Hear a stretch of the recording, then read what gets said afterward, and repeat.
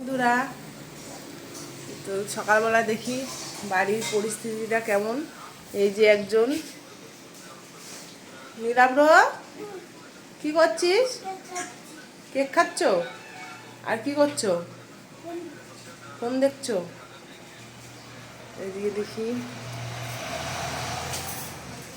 কি রান্না হচ্ছে আজকে। আজকে পাস্তা তরকারি, ভেন্ডি আলু ভাজা, মাছের ডাল।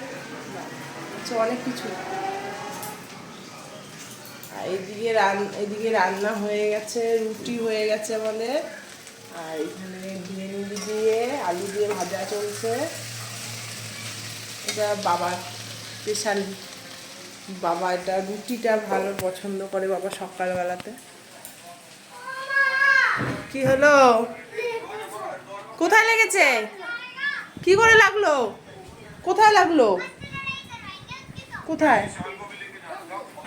ভালো হয়েছে। আমাকে কেক দিবি না, একা একা খাবি? আমি দুটো কেক এনেছে, আমার জন্য একটাও দেয়নি, নিজে নিজে খেয়েছে। ওরকমই হয়। হ্যাঁ, আমি বললাম আমাকে একটু দে, তো দিল না আমাকে। কোথায় লেগেছে? ও দে আমাকে চা। ছু ছু। একা একা খেলে এমনই হয়। আদিদেব এখনো ঘুমাচ্ছে। ঠিক আছে, টাটা।